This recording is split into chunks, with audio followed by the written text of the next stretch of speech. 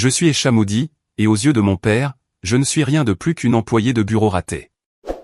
Je me souviens encore du moment exact où mon père, le colonel Frank Moody, a pointé son doigt vers mon visage, en plein milieu de sa fête d'anniversaire de mariage, riant aux éclats devant 50 invités. « Regardez-la » a-t-il tonné, la voix empâtée par la bière et l'arrogance. Elle pense que taper sur un ordinateur, c'est protéger le pays. Esha, ma chérie, quand vas-tu enfin faire quelque chose de vraiment utile, comme ton cousin Brett, ici présent? Il n'avait aucune idée que, 12 heures plus tôt à peine, cette fille soi-disant inutile avait autorisé une cyberfrappe cinétique, neutralisant une ogive rebelle qui ciblait la côte est. Ils pensent que je suis le mouton noir, la plus faible. Ils ont tort. Ils n'ont aucune idée de ce qui se prépare. Quand cet hélicoptère noir, un MH6 Little Bird, déchirera le ciel de la banlieue pour se poser sur la pelouse, le sourire arrogant de mon père disparaîtra pour toujours.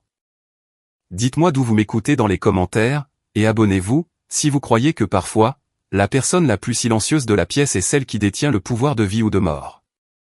L'air en Virginie du Nord, à la fin du mois de juillet, est lourd, une véritable chape d'humidité qui s'accroche à votre peau, dès l'instant où vous mettez le pied dehors. Mais aujourd'hui, cette humidité était surpassée par l'odeur des travers de porc carbonisés, et du liquide allume-feu bon marché.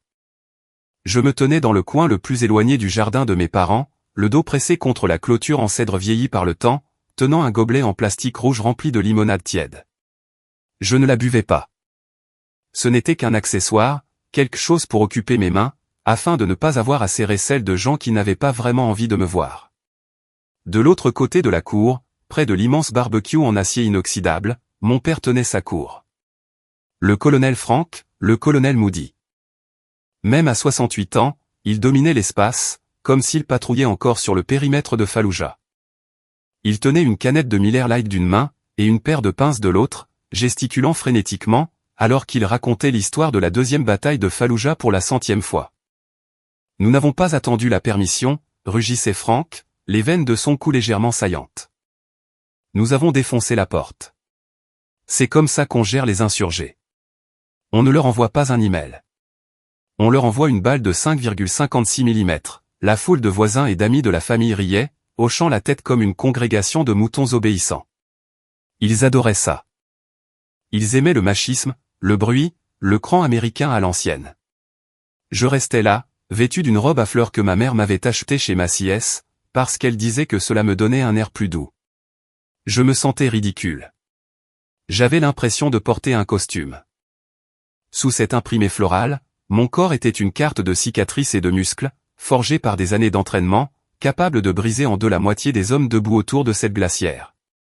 Mais pour eux, je n'étais qu'Esha, la fille qui fixait des écrans. Puis, la porte coulissante en verre s'est ouverte, et l'atmosphère a changé. Le voilà, a beuglé mon père, la voix craquant d'un ravissement sincère. Voici le guerrier.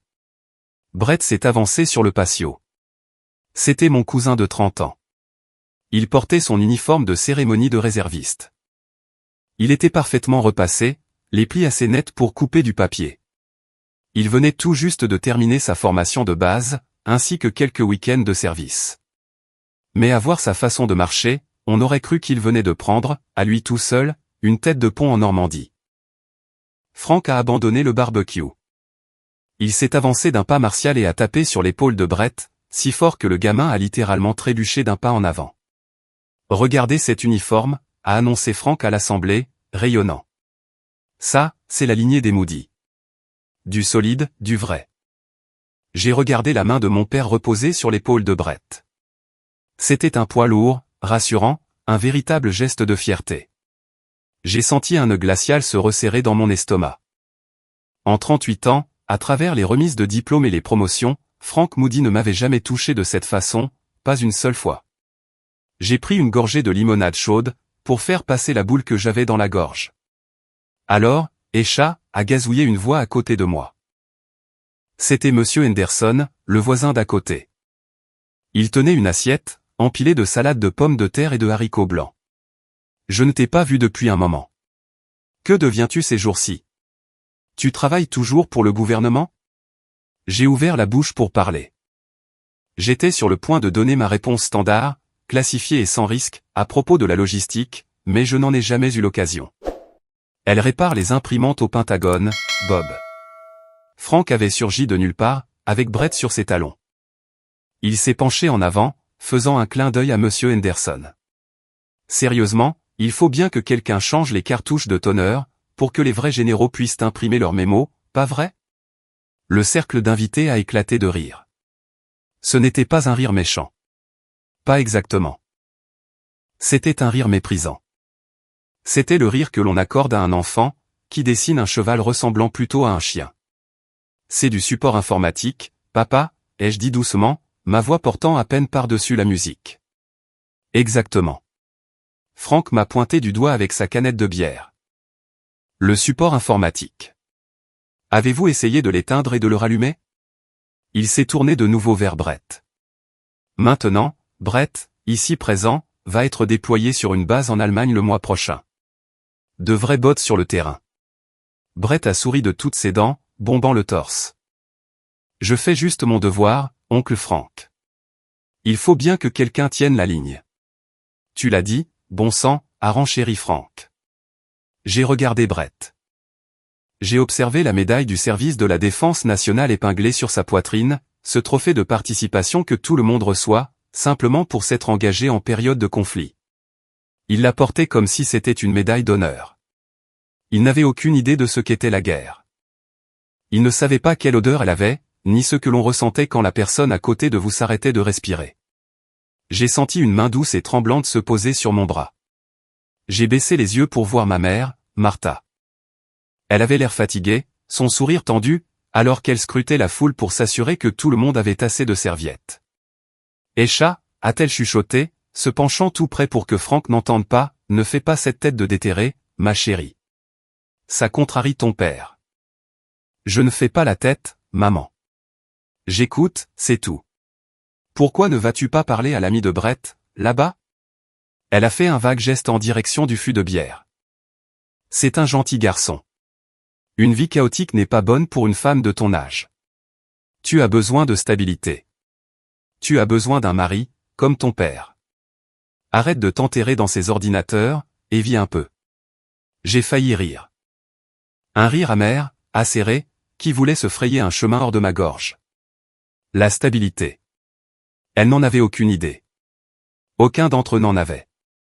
Cet ordinateur qu'elle méprisait était actuellement en train de lancer un diagnostic de niveau 5 sur l'interconnexion de la côte est. Mon équipe, aux cybercommandes, était la seule chose qui se dressait entre les États-Unis et une panne d'électricité totale, une panne qui plongerait 40% du pays dans le chaos. Pendant qu'ils mangeaient leur travers de porc et jugeaient mes choix de vie, je maintenais leurs lumières allumées. Je veillais à ce que les respirateurs de leurs hôpitaux continuent de fonctionner. Je vais bien, maman, ai-je répondu, retirant doucement mon bras. Je vais vraiment bien. Tu es invisible, Esha, a-t-elle soupiré, secouant la tête, avant de s'éloigner pour remplir le saladier de coleslaw. Tu te rends invisible. Je me suis retourné vers la clôture, fixant un nœud dans le bois. Elle avait raison. J'étais invisible. Mais ce qu'elle ne comprenait pas, c'est que dans mon monde, l'invisibilité était une arme. Mes yeux ont dérivé de nouveau vers Brett. La lumière du soleil se reflétait sur ce métal brillant, non mérité, sur sa poitrine. C'était si éclatant, si poli. Cela m'a rappelé quelque chose. Cela a déclenché un souvenir, que je gardais d'habitude enfermé dans une boîte en acier, au fond de mon esprit. Je ne regardais plus Brett. Je regardais 15 ans en arrière, vers une place d'armes balayée par la pluie, et vers une médaille qui n'était pas brillante du tout. Une médaille tachée de boue, et de souvenirs que je ne pourrais jamais effacer. J'ai cligné des yeux, et l'éclat de la médaille brillante et usurpée de Brett s'est estompé, remplacé par l'image mentale d'une autre époque, d'un autre endroit. Le bruit du barbecue, la graisse grésillante, le tintement des bouteilles de bière, les rires stupides ont commencé à sembler étouffés, comme si je les entendais sous l'eau. Je n'étais plus en Virginie. J'étais de retour dans la cuisine de notre ancienne maison, en Caroline du Nord, à regarder fixement un fantôme. Mes parents ne l'ont jamais dit à voix haute, mais j'ai grandi dans l'ombre du frère que je n'ai jamais eu. J'étais le lot de consolation. Lorsque le médecin a annoncé « c'est une fille », j'imagine que mon père, qui était capitaine à l'époque, a poussé un lourd soupir, qui a dégonflé toute la pièce. Il voulait un joueur de football américain. Il voulait un trofion, pour perpétuer le nom des Moody dans le corps des marines. À la place, il a eu Esha. En grandissant, j'ai vécu dans un état de paradoxe constant. C'était un camp d'entraînement émotionnel, rigoureux et déroutant. Si je jouais avec des poupées, Frank se moquait, disant que j'étais trop douce pour le monde réel. Alors, je me suis endurci. Je me suis écorché les genoux. J'ai appris à tirer avec un fusil de calibre .22, avant même d'apprendre la division à 2 chiffres. Et j'ai fait de l'athlétisme, jusqu'à ce que mes poumons brûlent comme du feu. Mais quand je rentrais à la maison, en sueur et couverte de bleu, cherchant son approbation, il plissait le nez. « Seigneur, Esha, disait-il. Tu agis comme un garçon. Calme-toi un peu. Tu ne trouveras jamais de mari en te comportant comme un sergent instructeur. » Je ne pouvais jamais gagner. J'étais soit trop faible pour être une Moody, soit trop dur pour être une fille. Le souvenir qui pique le plus, celui qui repose encore dans mes tripes comme une pierre avalée, s'est produit quand j'avais 18 ans. C'était un mardi. Je me souviens que le facteur venait de partir. Je tenais l'épaisse enveloppe couleur crème entre mes mains, mon cœur martelant mes côtes comme un oiseau pris au piège. L'adresse de l'expéditeur était en relief doré, United States Military Academy, West Point, New York. Je n'y étais pas seulement entré. Je m'y étais frayé un chemin à la force des poignets. Première de ma promotion, athlète universitaire, avec des lettres de recommandation de 2 sénateurs. J'ai attendu que Frank rentre de la base. J'ai posé la lettre au centre de la table à manger, juste à côté de son dessous de verre. Quand il est entré, sentant l'huile d'arme CLP et l'amidon, je me suis mise au garde à vous, rayonnante, « Papa, regarde. » Il a pris l'enveloppe. Il l'a lu. J'ai retenu mon souffle, attendant l'étreinte. Attendant-le, c'est ma fille. Au lieu de cela, il l'a jetée sur la table. Elle a glissé sur le bois, pour finir par tomber par terre. Eh bien, a-t-il grogné, en décapsulant un soda. Je suppose qu'il abaisse vraiment les standards, de nos jours. L'air a quitté la pièce. Quoi, ai-je chuchoté. Les quotas, Esha, a-t-il dit, sans même me regarder. L'armée se ramollit. Ils doivent remplir un certain nombre de jupes, pour garder les politiciens heureux. Ne laisse pas ça te monter à la tête. Tu es une recrue de la diversité. Avant même d'avoir mis tes bottes. Tu vas échouer dès la première semaine du Beast Barack. N'embarrasse pas le nom de la famille quand tu abandonneras. Il s'est éloigné pour regarder la télé. Je suis resté là, ramassant la lettre sur le sol. Cette nuit-là, je n'ai pas pleuré. J'ai senti quelque chose se calcifier à l'intérieur de moi. Son doute est devenu mon carburant. À chaque kilomètre que je courais, à chaque examen que je réussissais, à chaque fois que je voulais m'effondrer pendant ces 4 années à West Point, j'entendais sa voix, « Tu n'es qu'un quota. » Mais je n'ai pas abandonné. Et je ne me suis pas arrêté à West Point. Les souvenirs sont devenus plus sombres, plus froids. J'avais 24 ans. Phase 2 de l'école des Rangers, dans les montagnes. La plupart des gens ignorent que les femmes n'étaient même pas autorisées à l'école des Rangers, jusqu'à récemment. Quand j'y suis passé, j'étais une anomalie, un bug dans le système. Le froid, dans les montagnes de Géorgie cet hiver-là, était une chose vivante, haletante, qui essayait de nous tuer chaque nuit. Lors d'un exercice de patrouille nocturne, j'ai glissé sur du verglas, tout en portant un sac à dos de près de 36 kilos. J'ai fait une chute de 3 mètres dans un ravin. J'ai entendu le craquement, avant même de ressentir la douleur. 2 côtes cassées. La douleur était aveuglante. Chauffé à blanc, des bords déchiquetés se frottaient l'un contre l'autre, à chaque fois que je prenais une respiration superficielle. Selon le règlement, j'aurais dû abandonner. J'aurais dû tirer une fusée éclairante, et aller à l'hôpital. Mais je savais ce que Frank dirait. Tu vois, les femmes sont fragiles. Elles se brisent. Alors, je me suis levé. J'ai scotché mon torse avec du Chatterton, si fort que je pouvais à peine gonfler mes poumons. J'ai marché pendant encore 12 jours. J'ai grimpé à des cordes. J'ai navigué dans des marécages. Et j'ai porté un homme de 90 kilos sur mon dos, lors d'exercices d'évacuation de blessés. Tout cela, pendant que mes propres os hurlaient. J'ai gagné 7 écussons de rangée. Je l'ai gagné avec du sang et du calcium. Quand je suis rentré à la maison, pour ma permission de Noël cette année-là, je pesais 5 kilos de moins, j'avais les yeux creusés, mais je portais l'écusson. J'étais l'une des rares femmes sur Terre à en posséder un. Franck a regardé mon uniforme. Il a regardé l'arc noir et or sur mon épaule. Tu as l'air maigre, a-t-il seulement dit. Tu as l'air fatigué, Esha? Pourquoi t'infliges-tu ça? Prends juste un travail de bureau. Sois secrétaire pour un général, ou quelque chose comme ça. Au moins, là, tu seras en sécurité, et tu ne gêneras pas les vrais hommes. Il ne savait pas que je venais de survivre à l'enfer. Il ne savait pas que je pouvais le démanteler, dans un combat au corps à corps, en moins de 10 secondes. Il voyait juste une fille qui jouait à se déguiser. C'est à ce moment-là que j'ai arrêté d'essayer de l'impressionner avec des exploits physiques. J'ai réalisé que dans son monde, une femme avec une arme à feu était une nouveauté, une blague. Alors, j'ai choisi une arme différente. J'ai été transféré au cybercommande.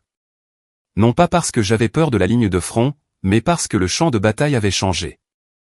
La prochaine guerre ne se ferait pas avec des chars dans le désert. Elle se ferait avec des lignes de code, dans l'obscurité.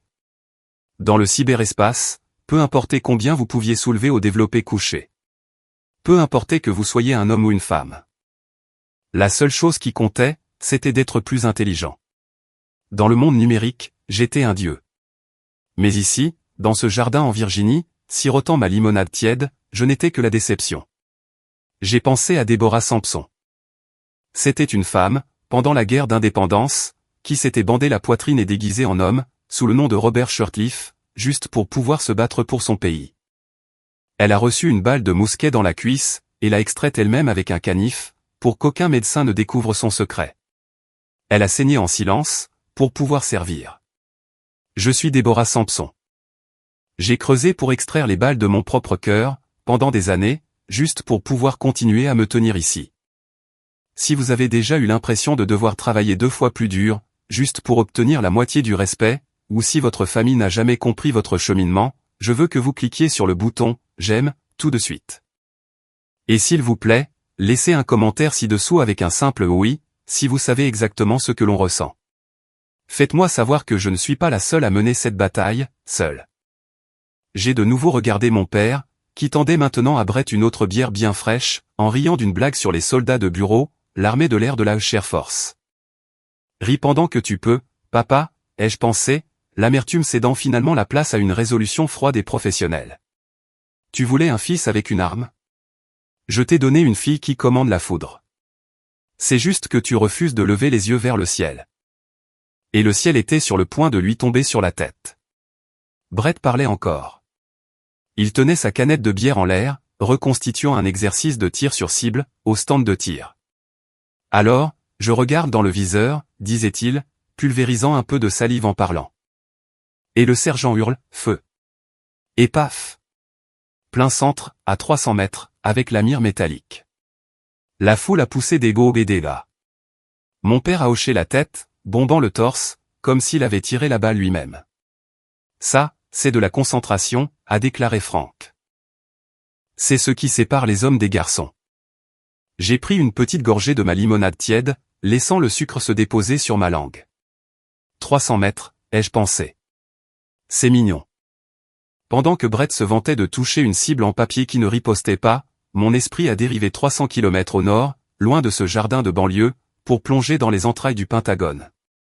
Je ne me tenais plus sur de l'herbe. J'étais dans le tank, la salle de conférence des chefs d'état-major interarmés. C'est une pièce sans fenêtre, avec des murs épais et insonorisés, et des rideaux dorés qui ne cachent rien d'autre que de l'acier et du béton.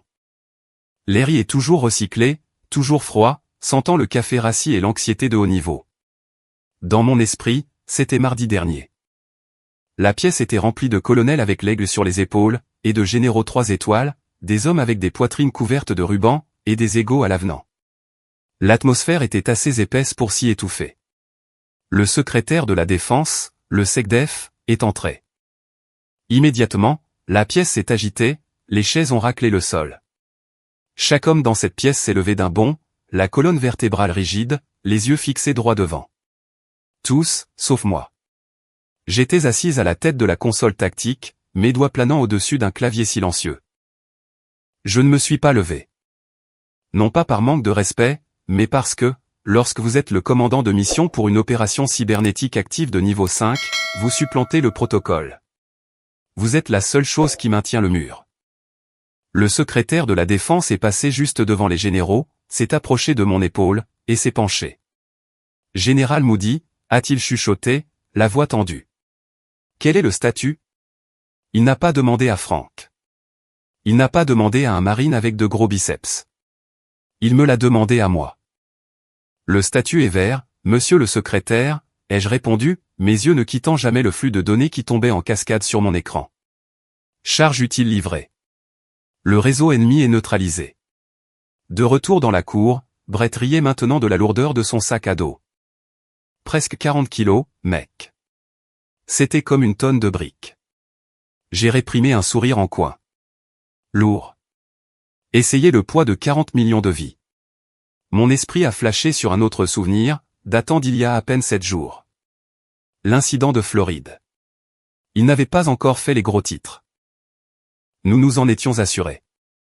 Un acteur étatique malveillant, opérant probablement depuis un sous-sol à Saint-Pétersbourg, avait réussi à contourner le pare-feu d'une usine de traitement des eaux, à Oldsmar. Ils n'essayaient pas de voler des numéros de carte de crédit. Ils essayaient d'augmenter les niveaux d'hydroxyde de sodium, de la soude caustique, dans l'eau potable, passant de 100 parties par million à un niveau létal. Ils essayaient d'empoisonner une ville entière. J'étais dans le CIF, l'installation au secret compartimenté de Fort Meade, quand l'alarme s'est déclenchée. Une lumière rouge, silencieuse et terrifiante, a commencé à pulser sur le mur principal. Madame, ils ont pris le contrôle des vannes automatiques, a hurlé un jeune lieutenant, la panique perçant dans sa voix. Nous avons 3 minutes avant que l'eau toxique n'atteigne les conduites de distribution principales. 3 minutes. C'était tout le temps dont je disposais, pour empêcher une perte massive de vies humaines. Dans les films, les gens crient et courent dans tous les sens. En réalité, dans mon monde, le silence devient mortel.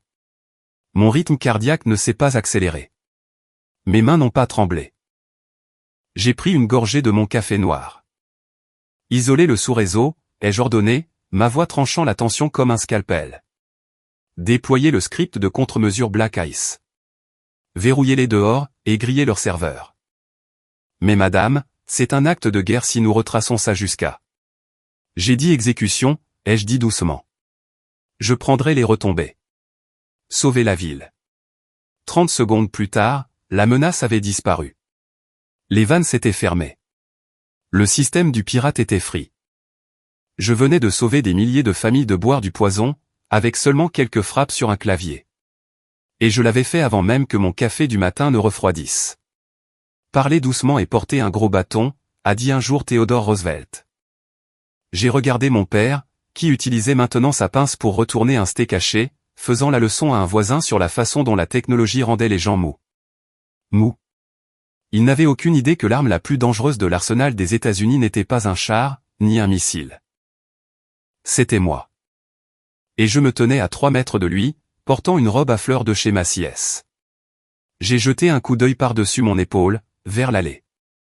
Garée derrière l'énorme Ford F-150 de mon père, se trouvait ma voiture, une Honda Accord grise, raisonnable et âgée de 5 ans. Elle était poussiéreuse. Il y avait une bosse sur le pare-chocs arrière. Elle ressemblait à la voiture d'un cadre intermédiaire, ce qui était exactement le but. Mais à l'intérieur du coffre, caché sous une lourde bâche en toile et une boîte de câbles de démarrage d'urgence, il y avait une housse à vêtements. À l'intérieur de cette housse, se trouvait mon uniforme de service de l'armée, le dress blues. Sur les épaulettes, il y avait les étoiles d'argent solitaires d'un général de brigade. Il reposait là, dans le noir, pressé et parfait. Cet uniforme était la seule preuve de qui j'étais vraiment. C'était un fantôme hantant le coffre d'une Honda. Parfois, tard le soir, je conduisais jusqu'à un parking vide, juste pour ouvrir le coffre et le regarder, juste pour me rappeler que la générale Moody existait, qu'elle n'était pas une hallucination. Ici, je n'étais qu'Esha, la fille qui ne pouvait pas trouver de mari, la fille qui décevait son père parce qu'elle ne portait pas de fusil dans la boue. Esha. Y-O-O, Esha. La voix aiguë m'a ramené à la réalité. Le Pentagone a disparu. Les rideaux dorés se sont dissous dans la clôture en cèdre. C'était ma tante Sarah. Elle portait un chapeau de soleil, beaucoup trop grand pour sa tête, et tenait un morceau de papier froissé. « Oh, Dieu merci, je t'ai attrapé », a-t-elle dit en s'affairant. « Ton père m'a dit que tu travaillais avec les ordinateurs. Tu t'y connais en Excel, n'est-ce pas ?» J'ai cligné des yeux, m'adaptant au changement soudain d'altitude, passant de la prévention d'une guerre cybernucléaire à ça. « Oui, tante Sarah, je connais Excel. » « Oh, merveilleux !» Elle a fourré le papier dans ma main. C'était une liste de dépenses pour la vente de pâtisseries de l'église, écrite à la main en cursive griffonnée. J'essaie de faire en sorte que les colonnes s'additionnent automatiquement sur mon ordinateur portable, mais à chaque fois que j'appuie sur le bouton, ça fait juste un bip. « Tu peux me réparer ça ? J'ai besoin de l'imprimer pour le pasteur d'ici demain. » J'ai regardé le papier. Farine, sucre, pépites. Total 45 €. Une minute plus tôt, je revivais le moment où j'avais autorisé une contre-attaque qui aurait pu dégénérer en Troisième Guerre mondiale. Maintenant, on me demandait de dépanner le budget d'une vente de gâteaux. J'ai regardé mon père. Il nous observait, un sourire narquois sur le visage. « Vous voyez » a-t-il crié au groupe. « C'est le support informatique de la famille. Vous avez un problème d'ordinateur ? Esha est votre fille. » L'humiliation n'était pas un couteau tranchant. C'était une cuillère émoussée, qui me vidait de ma substance, petit à petit. Il réduisait ma carrière, mon grade, mon sacrifice, à un simple ticket de support technique. J'ai regardé tante Sarah. Ses yeux étaient pleins d'espoir, innocents. Elle ne pensait pas à mal. Aucun d'entre eux. Ils étaient juste sourds. Ils étaient sourds à la guerre silencieuse qui faisait rage autour d'eux. La guerre que je menais pour qu'ils puissent dormir la nuit. Bien sûr, tante Sarah, ai-je dit, forçant un sourire qui n'a pas atteint mes yeux. C'est probablement juste une erreur de formule. J'y jetterai un œil après manger. Tu es un ange, a-t-elle dit, en me tapotant la joue. Une fille si serviable. Serviable ? Je me suis retourné vers la clôture, serrant mon gobelet jusqu'à ce que le plastique craque. Je ne suis pas serviable, ai-je hurlé intérieurement. Je suis mortel. Mais alors que je me tenais là, écoutant les cigales bourdonner et les rires de ces gens, qui se croyaient en sécurité grâce à des hommes comme Brett, j'ai réalisé quelque chose de terrifiant. Je préférais le silence du tank. Je préférais la pression glaciale d'une alerte DEFCON 2. Parce que dans cette pièce, au moins, j'existais. Ici, entouré de mon propre sang, j'étais un fantôme. Et les fantômes ne parlent pas, jusqu'à ce qu'ils doivent vous hanter. Le rire de Brett a de nouveau retenti. Un son aigu et grinçant, qui semblait gratter l'intérieur de mon crâne. Il racontait une autre histoire, quelque chose à propos d'une farce qu'ils avaient jouée dans la caserne, impliquant un raton laveur et un sac de couchage. Les voisins se tapaient sur les cuisses. Mon père a essuyé une larme de joie du coin de son œil. Je suis resté là, agrippé à mon gobelet, et soudain, le bruit de la fête s'est estompé en un bourdonnement sourd.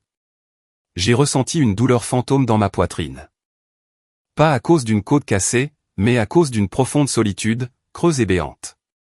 J'ai regardé ces gens, qui partageaient mon ADN, mon nom de famille et mon histoire, et j'ai réalisé que je ne les connaissais pas.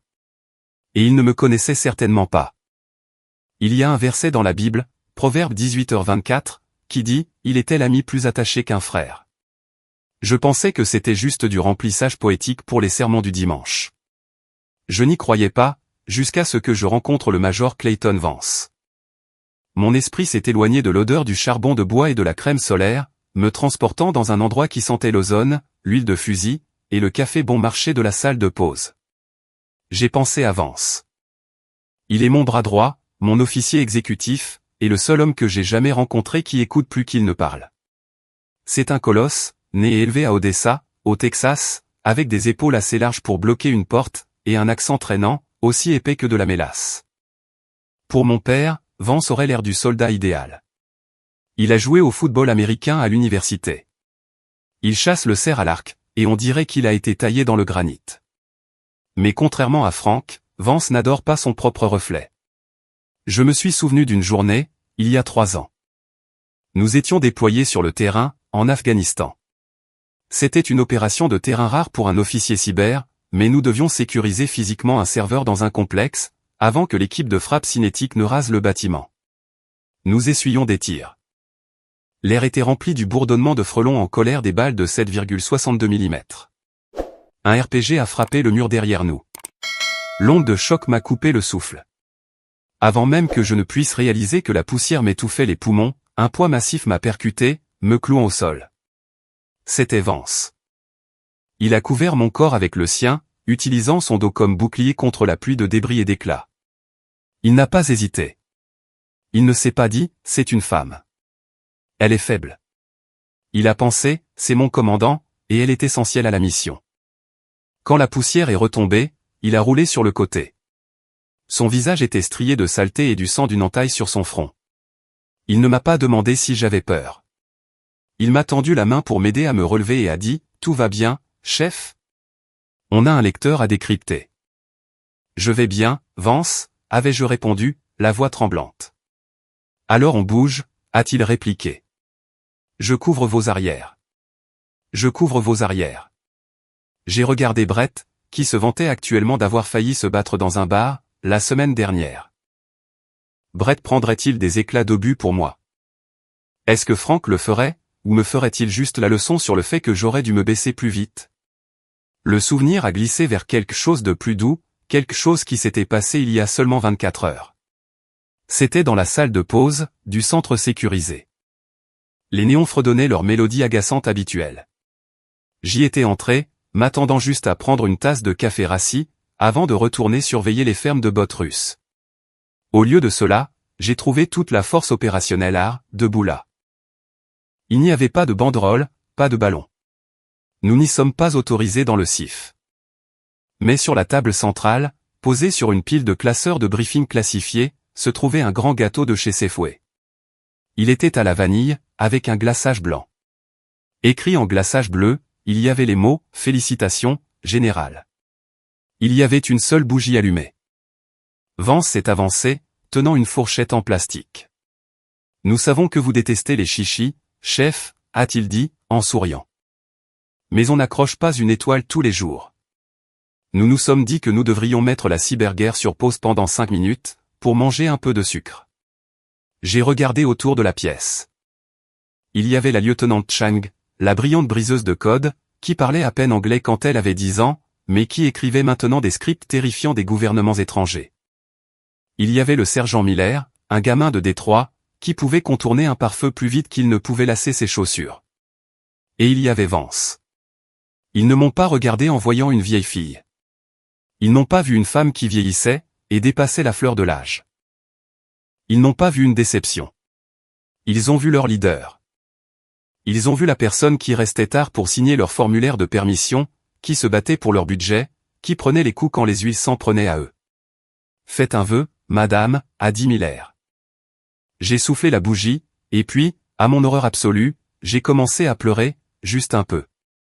Une seule larme a tracé un sillon à travers la poudre sur ma joue. Je l'ai rapidement essuyé, mais Vance l'a vu. Il n'a rien dit. Il m'a juste coupé le plus gros morceau du coin, avec le plus de glaçage, et me l'a tendu silencieusement.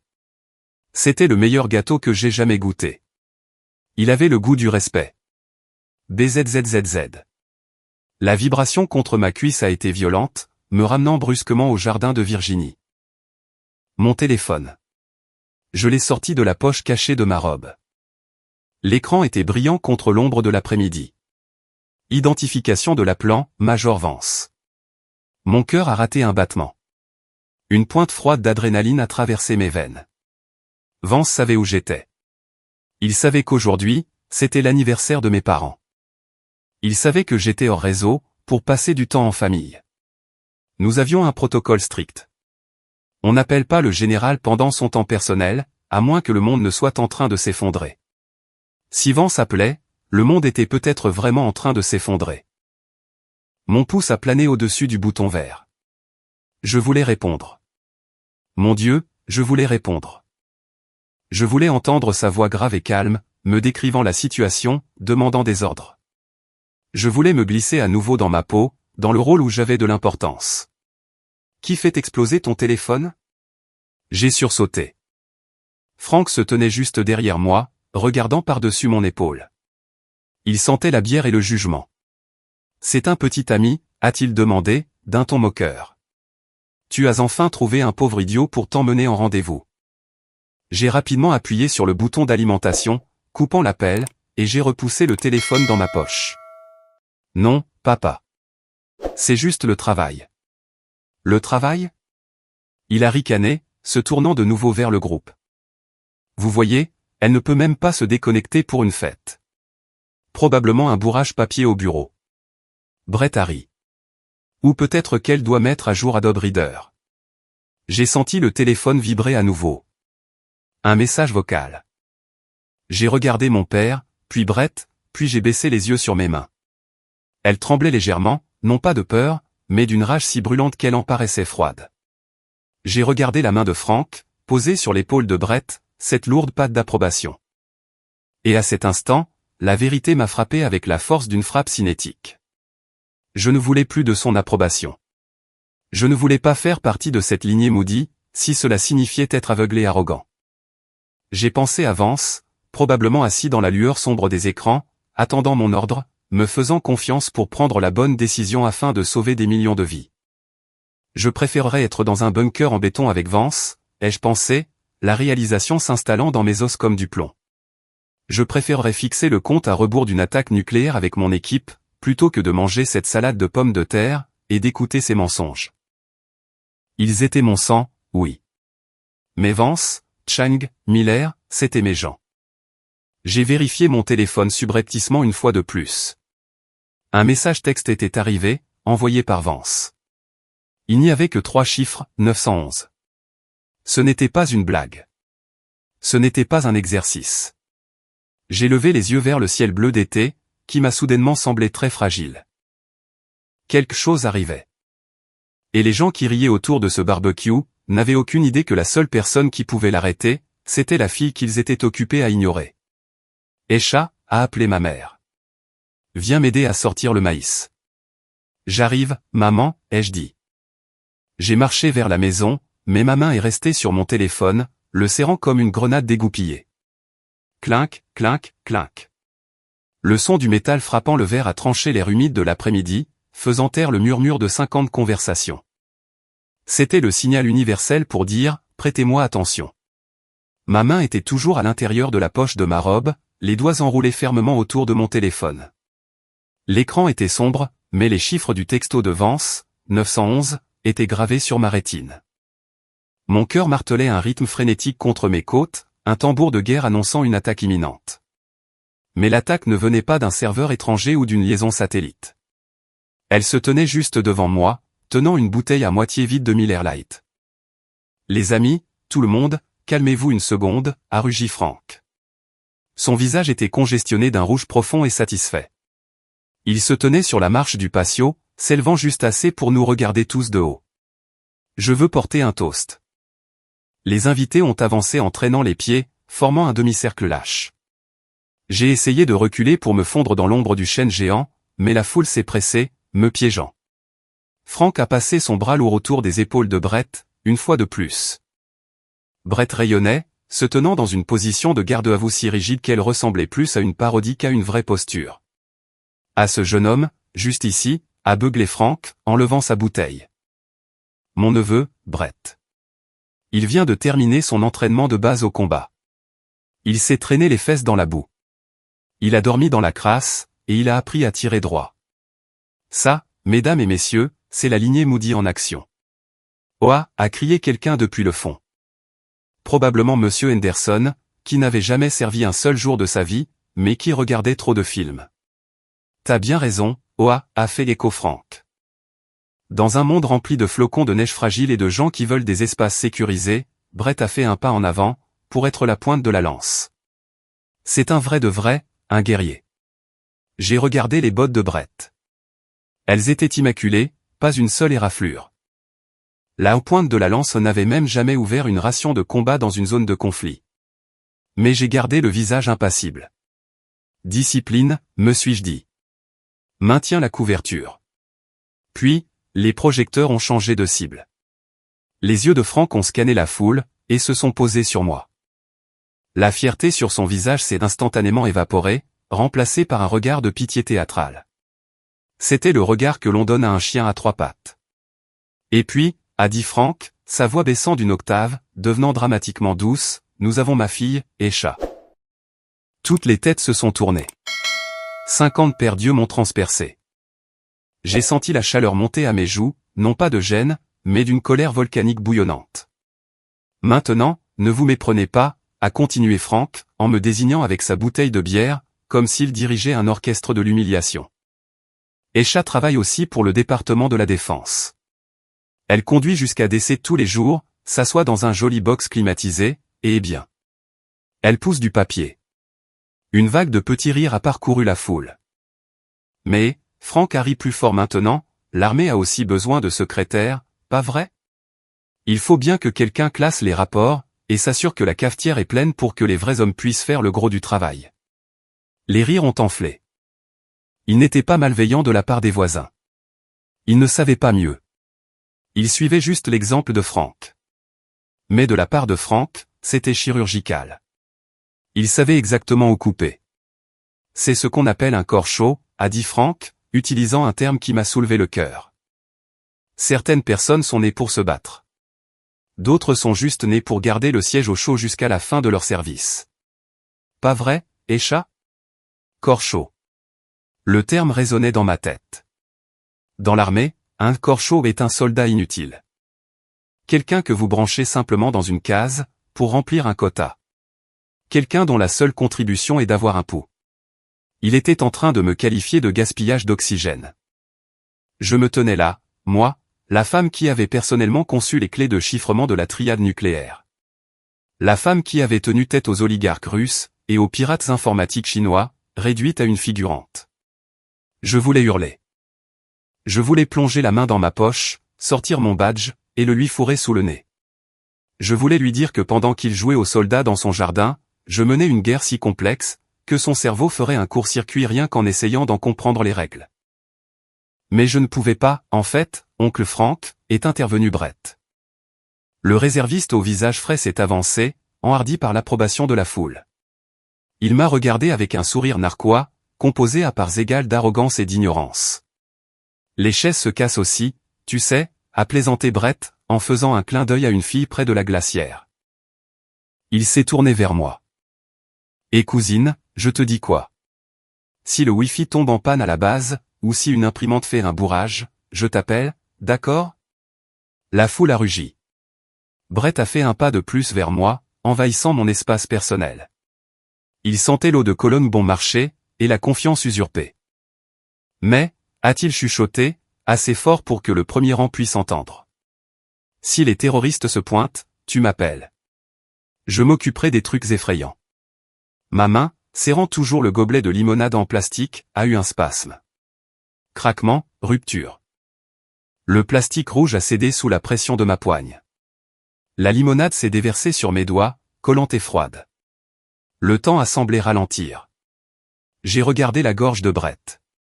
J'ai calculé la quantité exacte de pression qu'il faudrait pour effondrer sa trachée. 1,5 secondes pour frapper. 3 secondes pour neutraliser. C'était un réflexe. Un prédateur fixant sa proie. Arrête, me suis-je ordonné. Repos, général. J'ai pris une profonde inspiration, inhalant l'odeur de charbon de bois et de trahison. J'ai desserré mes doigts, laissant le gobelet écrasé couler sur l'herbe. J'ai regardé Brett droit dans les yeux. L'espace d'une fraction de seconde, j'ai laissé le masque glisser. Je lui ai laissé voir le prédateur. Le sourire de Brett a vacillé. Il a cligné des yeux, confus par la soudaine froideur de mon regard. Il a reculé d'un demi-pas, bien qu'il ne sût probablement pas pourquoi. C'est très courageux de ta part, Brett, ai-je dit. Ma voix était basse, régulière, dénuée de toute émotion. C'était la voix que j'utilisais lorsque j'autorisais une frappe cinétique. Je suis sûr que tu feras la fierté des employés de bureau. C'était une pique subtile, qui lui est complètement passée au-dessus de la tête. Ouais, eh bien, a balbutié Brett, retrouvant sa bravade. Il faut bien que quelqu'un soit le héros. Félicitations, Brett, ai-je dit, les mots ayant un goût de cendre dans ma bouche. Profite de la fête. Je me suis retourné pour m'éloigner. J'avais besoin d'air. J'avais besoin de vérifier ce texte du 911. J'avais besoin de m'éloigner de ces gens, avant de faire quelque chose qui ruinerait mon habilitation de sécurité. Mais je n'ai pas fait de pas. Une main s'est abattue durement sur le haut de mon bras. Ce n'était pas un contact doux. C'était une prise destinée à contrôler. Je me suis figé. Tous les instincts de mon corps ont hurlé, menace. Mais je connaissais cette poigne. J'ai baissé les yeux. C'était Franck. Ses doigts s'enfonçaient dans mon biceps, me tirant en arrière, ne me laissant pas m'échapper. Le sourire jovial avait disparu de son visage, remplacé par une expression d'agacement frémissant. « Où crois-tu aller » a-t-il sifflé, assez bas pour que les invités n'entendent pas, mais assez fort pour me glacer le sang. « Je n'ai pas fini de te parler. » La foule était retournée à ses verres et à ses commérages, nous laissant dans une bulle de tension, près du barbecue.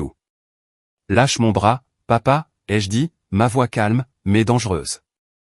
Ne t'éloigne pas quand je célèbre la famille, a-t-il craché, son haleine chaude sentant la bière. Tu fais toujours ça. Tu boudes. Tu deviens jalouse, parce que Brett accomplit vraiment quelque chose. Jalouse? J'ai failli rire. C'est ce que tu crois que c'est? Je pense que tu as besoin d'un retour à la réalité. Esha, a-t-il dit, resserrant sa prise. Il a commencé à me traîner vers le côté de la maison, loin des oreilles des invités. Nous devons avoir une petite discussion. D'homme à homme, ou quoi que tu sois. Je l'ai laissé me tirer. Non pas parce que j'étais faible, mais parce que je savais que c'était le moment. C'était le bord du précipice. Il voulait parler. Très bien. Il allait avoir droit à un briefing. L'air sur le côté de la maison était stagnant, piégé entre le revêtement en vinyle et les buissons d'azalées envahissants, que ma mère avait toujours l'intention de tailler. Le brouhaha de la fête était étouffé ici, remplacé par le bourdonnement mécanique et agressif du ventilateur de l'unité de climatisation centrale, tournant violemment pour combattre la chaleur de Virginie. Franck a lâché mon bras. Il ne m'a pas bousculé, mais il a lâché prise avec une sorte de mépris, comme s'il laissait tomber un sac poubelle qu'il en avait marre de porter. Il s'est adossé au revêtement beige, prenant une longue gorgée de sa Miller Lite, ses yeux me scrutant avec un mélange de déception et de fatigue. L'espace d'une fraction de seconde, une partie idiote et enfantine de moi s'est ravivée. Peut-être qu'il va s'excuser, chuchotait-elle. Peut-être qu'il a réalisé qu'il est allé trop loin devant les voisins. Peut-être qu'il veut vraiment savoir comment je vais. J'étais une idiote. Écoute, Esha. Franck a commencé, en essuyant une goutte de sueur de son front. Je sais pourquoi tu agis comme ça. Je sais pourquoi tu as essayé d'écraser ce gobelet, et pourquoi tu lances des regards noirs à Brett. J'ai frotté mon bras, là où ses doigts s'étaient enfoncés. Ah oui?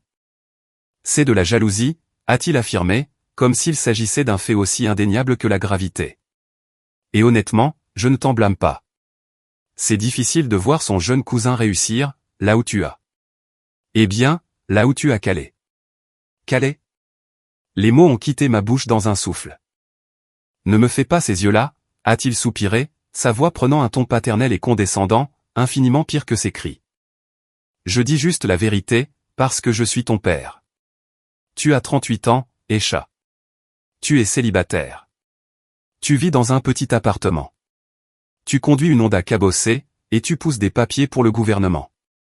Il a pris une autre gorgée de bière, gesticulant vaguement avec la bouteille. Tu as essayé le truc du soldat. Tu es allé à West Point. Tu as fait le truc de l'école des Rangers. Mais soyons honnêtes, chérie. Tu n'as jamais eu l'instinct de tueur. Tu n'as jamais été taillé pour le vrai travail. Et c'est d'accord. J'ai senti une froideur se répandre dans ma poitrine, gelant le sang dans mes veines. C'était la même concentration glaciale que je ressentais lorsque je traquais un vecteur de menace. Mais cette fois-ci, la menace, c'était mon propre père. Alors, a-t-il continué, je pense qu'il est temps que tu arrêtes de faire semblant. Quitte le Pentagone. Trouve-toi un homme bien, peut-être un sous-traitant ou un gars de la logistique. Installe-toi. Fais des enfants. Avant que tes ovules ne se dessèchent complètement. Arrête de gâcher ta vie assise sur une chaise qui n'a pas d'importance. Il m'a regardé, attendant que je sois d'accord. Attendant que je m'effondre, et que je le remercie pour sa sagesse. Qui n'a pas d'importance, ai-je répété, ma voix régulière, dépourvue du tremblement qui était là 10 minutes plus tôt. Tu penses que mon siège au Pentagone est inutile? Frank a ri, un son dur, semblable à un aboiement. Esha, réveille-toi. Tu es une ligne budgétaire. Tu es un corps chaud qu'il garde dans les parages, pour satisfaire les exigences de diversité des ressources humaines. Tu manges l'argent des contribuables, mes impôts, pour rester assise dans l'air conditionné et jouer sur un ordinateur. Pendant que des hommes comme Brett sont là-bas à se préparer à saigner pour ce pays. Sensu, gaspillage, inutile. Les mots m'ont frappé comme des coups physiques, mais je n'ai pas tressailli. Au lieu de cela, le temps a semblé s'arrêter. Le ronronnement de l'unité de climatisation s'est estompé, pour devenir un sifflement aigu. Il parlait de sacrifice. Il parlait de saigner. Il ne savait pas. Il ne savait pas pour la mission de novembre dernier. L'opération Silent Night. Nous n'étions pas derrière des bureaux, cette fois-là. Nous étions sur le terrain, dans un ancien état du bloc soviétique, pour sécuriser un serveur rebelle contenant les codes de lancement d'une bombe sale. Le serveur était hébergé dans un sous-sol, qui fuyait des radiations comme une passoire. Les compteurs Geiger hurlaient. Le blindage de confinement avait cédé. Mon équipe avait hésité. Ils avaient des familles. Ils avaient des enfants qui les attendaient à la maison. Je n'avais personne qui m'attendait. Juste un père qui pensait que j'étais une secrétaire. Alors, j'y suis allé. Je suis entré seul dans la zone chaude. J'ai extrait manuellement le disque dur. J'y suis resté 12 minutes. 12 minutes d'exposition à des niveaux de radiation qui réécrivent votre ADN. J'ai sauvé la mission. J'ai sécurisé les codes. Mais 2 mois plus tard, dans un bureau blanc et stérile du centre médical Walter Reed, un médecin aux yeux bienveillants m'a dit la vérité. Je suis désolé, général, m'avait-il dit doucement. Les dommages causés par les radiations à votre système reproducteur sont totaux. Il ne reste aucun ovule viable. Vous ne porterez jamais d'enfant. J'étais resté assise dans ma voiture, sur le parking, pendant 1 heure, à fixer le volant. J'avais pleuré les enfants que je n'aurais jamais. J'avais pleuré la famille que j'avais sacrifiée, pour garder la sienne en sécurité. J'avais abandonné mon avenir pour que Frank puisse se tenir ici, dans son jardin, boire sa bière bon marché, et m'insulter. Il voulait des petits-enfants. Je les avais abandonnés pour son pays. Il voulait un guerrier. J'avais pris la brûlure des radiations, pour que ces vrais hommes n'aient pas à le faire. Et maintenant, il se tenait là, me traitant de sensu. Quelque chose en moi s'est brisé. Ce n'était pas un bruit fort. C'était le son silencieux et terrifiant d'un pont qui s'effondre sous un poids excessif. Le lien qui m'attachait à son approbation. Ce besoin désespéré de son amour, qui m'avait guidé pendant 38 ans. Il ne s'est pas seulement brisé, il s'est évaporé.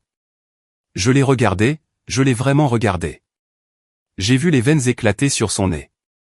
J'ai vu l'insécurité masquée en arrogance.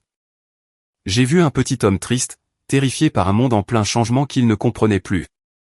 Si vous avez déjà sacrifié quelque chose de précieux en silence, pour finalement le voir jeté au visage par les personnes même pour qui vous l'aviez fait, j'ai besoin que vous cliquiez sur ce bouton j'aime tout de suite. Et s'il vous plaît, laissez un commentaire ci-dessous avec le mot respect, parce que s'ils ne veulent pas nous le donner, nous nous le donnerons les uns aux autres. Je me suis avancé. J'ai envahi son espace personnel. Je me tenais si près que je pouvais sentir les oignons dans son haleine. Pour la première fois de ma vie, je ne me suis pas avachi pour paraître plus petite. Je me suis tenu de toute ma hauteur, les épaules carrées, le menton levé. Papa, ai-je dit. Ma voix n'était pas forte, mais elle avait la texture du gravier que l'on broie. Il a cligné des yeux, surpris par le changement soudain de ma posture. Quoi? Je veux que tu m'écoutes très attentivement, ai-je dit, en le fixant dans les yeux. Parce que je ne vais jamais le répéter. Ne prends pas ce ton avec moi, jeune fille, a-t-il commencé, son doigt se levant pour pointer à nouveau mon visage. J'ai balayé sa main d'une claque, rapidement. Une gifle sèche et piquante, qui a laissé sa main suspendue en l'air. Sa mâchoire s'est décrochée. Il a regardé sa main, puis m'a regardé, sous le choc total. Tu me qualifies d'inutile, ai-je sifflé, ma voix descendant dans un registre qui était du pur acier trempé. Tu dis que je suis un gaspillage d'espace. Tu penses que Brett est un héros, parce qu'il porte un costume que tu reconnais. Mais tu es aveugle, vieil homme. Tu es si tragiquement aveugle. Esha, je te préviens. Non, les jeux coupés. C'est moi qui te préviens. Profite de ce moment, Frank. Profite de ta bière. Profite de ton petit discours sur la lignée Moody, parce que très bientôt, le monde va te montrer exactement qui je suis.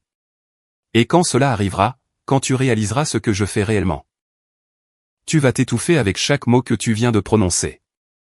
C'est une menace, a-t-il bafouillé, le visage devenant violet.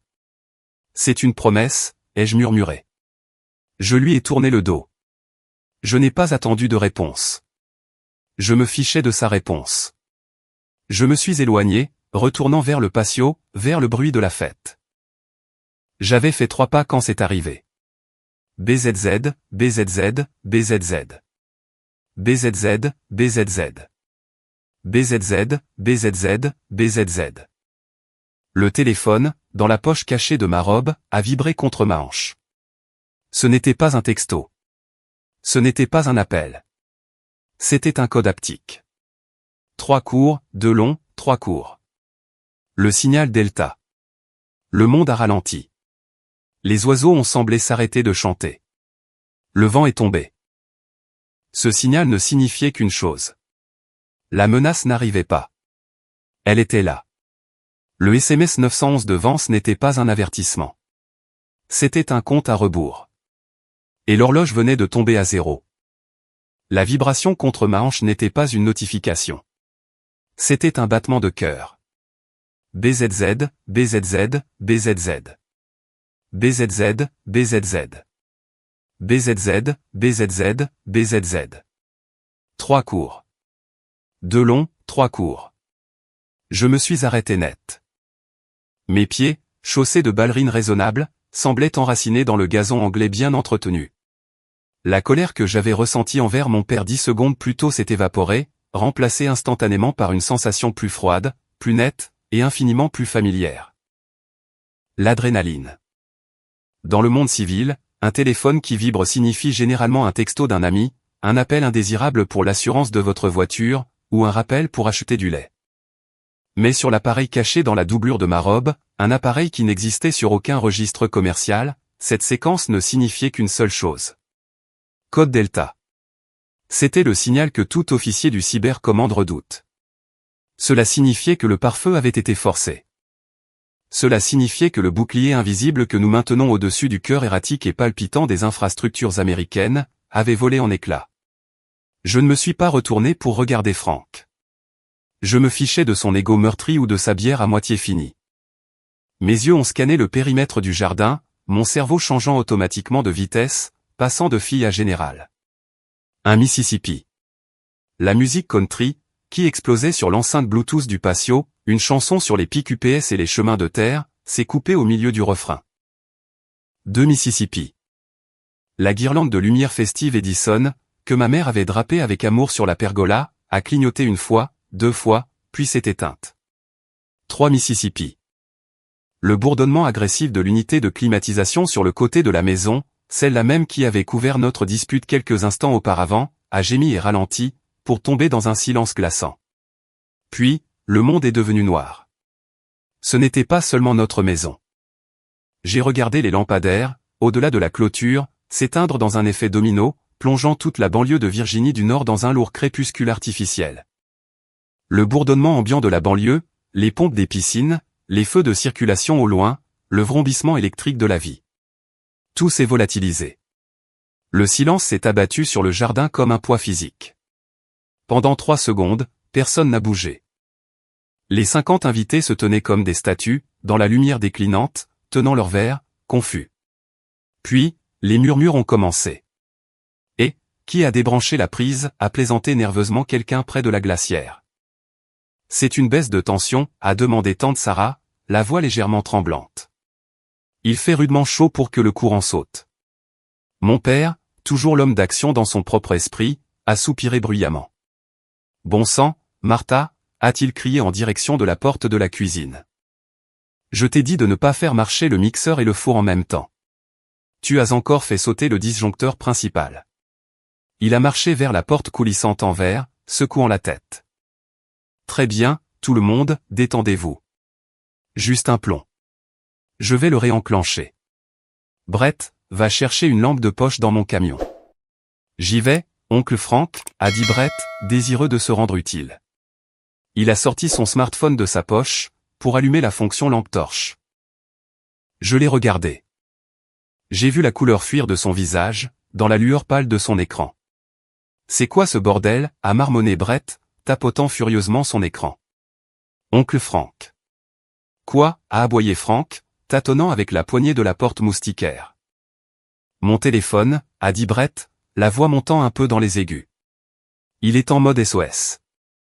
J'ai 0 bar. La 5G est complètement morte.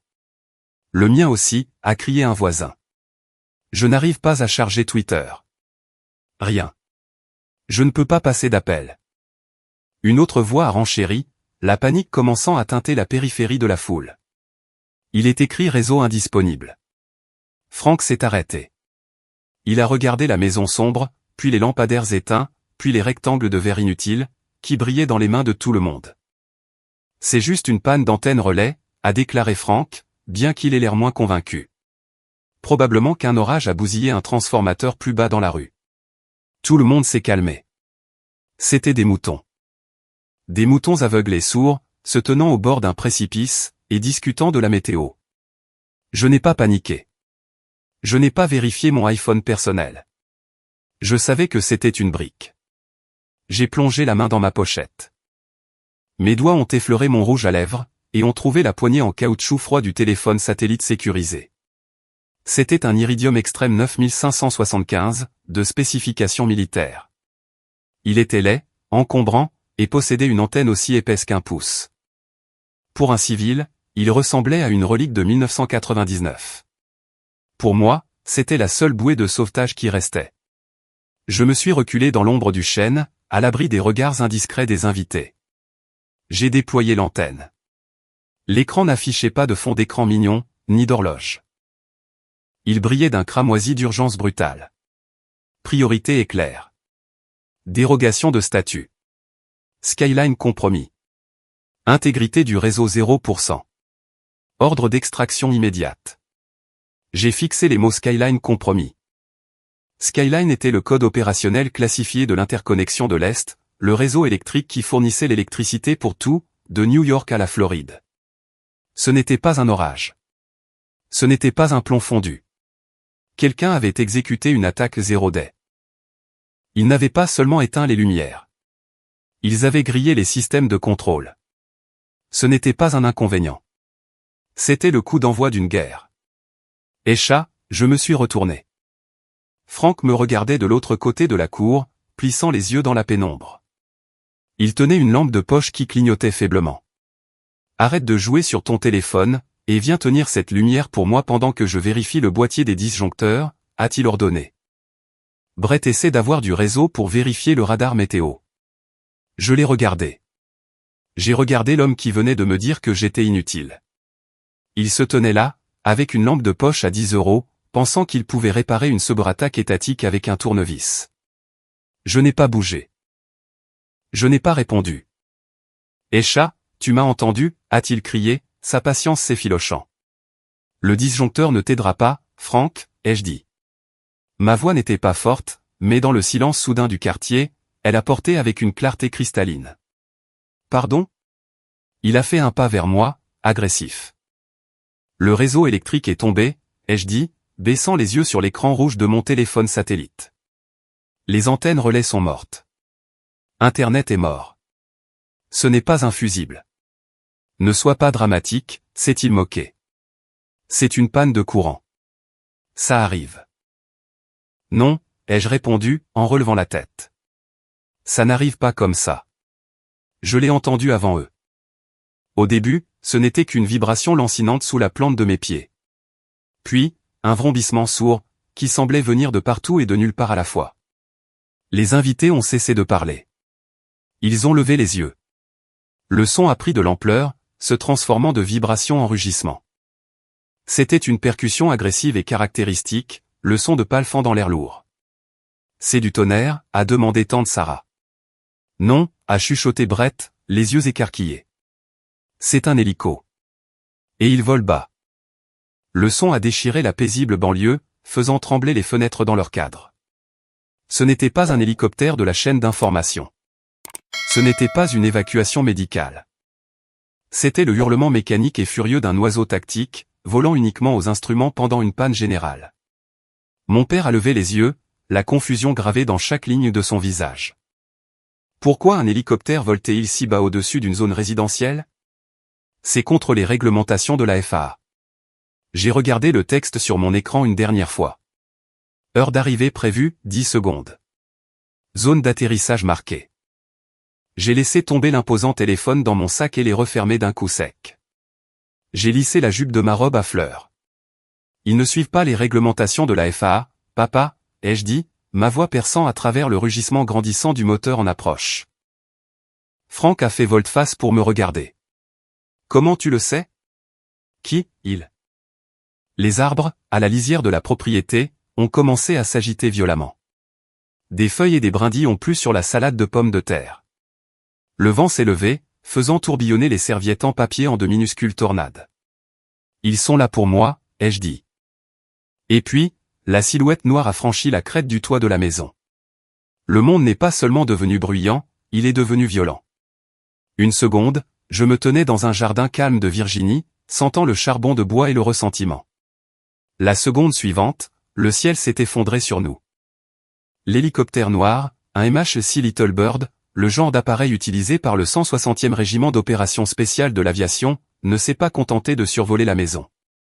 Il est tombé des cieux comme une pierre, stoppant sa descente à la toute dernière milliseconde possible, avec un atterrissage cabré terrifiant, défiant les lois de la physique. Il a fait du vol stationnaire à 4 mètres au-dessus du gazon anglais, ses patins d'atterrissage frôlant tout juste la cime du chêne. Le résultat a été une dévastation immédiate. Le souffle descendant des rotors a frappé le jardin, avec la force d'un ouragan de catégorie 5. Couchez-vous. Couchez-vous, a hurlé quelqu'un. Je crois que c'était Monsieur Henderson. Mais sa voix a été instantanément engloutie par le fracas assourdissant touac touac touac touac des pales tranchant l'air humide. La tempête artificielle a ravagé la fête. La table pliante, chargée de 3 heures de préparation de salade de pommes de terre, de coleslaw et de travers de porc, s'est retournée comme si elle avait été frappée par un géant invisible. Les gobelets rouges solos se sont envolés comme des oiseaux confus, vaporisant de la bière et de la limonade à travers la cour. Les assiettes en carton, les serviettes et les fourchettes en plastique sont devenues des éclats de shrapnel, tourbillonnant dans un vortex chaotique de débris. Tante Sarah a hurlé, alors que son immense chapeau de soleil était arraché de sa tête, pour aller culbuter contre la clôture du voisin. Ma mère est tombée à genoux, se couvrant la tête de ses mains, enfouissant son visage dans l'herbe. Et Brett, le guerrier, là aux pointes de la lance. Je l'ai regardé, pendant que les voisins âgés mordaient la poussière. Brett, l'homme qui venait de se vanter de traquer des terroristes, reculait à 4 pattes. Il n'a pas cherché une arme. Il n'a pas cherché à protéger sa tante. Il a plongé derrière le canapé d'extérieur en osier beige, se roulant en boule. Ses mains plaquées sur ses oreilles, son visage vidé de la moindre goutte de sang. Il ressemblait à un enfant terrifié, se cachant d'un orage.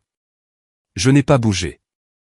Je me tenais au centre du chaos, mes cheveux fouettant violemment mon visage, la jupe de ma robe claquant comme un drapeau dans la tempête. Le souffle du rotor poussait contre moi, une lourde main brûlante essayant de me forcer à m'accroupir, mais j'ai verrouillé mes genoux. J'ai plissé les yeux contre la poussière et l'odeur du carburant JPE8, qui saturait désormais l'air. C'était l'odeur de mon bureau. C'était l'odeur du pouvoir. Sur les côtés de l'hélicoptère, des cordes ne sont pas tombées. Il n'en avait pas besoin. Le pilote, un artiste chirurgical avec son manche, a fait descendre l'oiseau jusqu'à ce que les patins planent à quelques centimètres seulement des restes dévastés du buffet. 3 silhouettes se sont matérialisées depuis les bancs ouverts du Little Bird. Ils bougeaient avec une fluidité presque inhumaine. Ils n'ont pas sauté. Ils ont coulé sur l'herbe. Ils étaient vêtus d'un équipement tactique complet. Des uniformes de combat cri précision en multicam black, conçus pour l'intimidation psychologique tout autant que pour le camouflage. Leurs visages étaient cachés derrière des masques balistiques et des lunettes de protection sombre. Sur leurs casques, se trouvaient ces cauchemars à 4 tubes, connus sous le nom de jumelles de vision nocturne panoramique GPNVG et 18, relevés pour le moment, ressemblant aux yeux d'une araignée géante.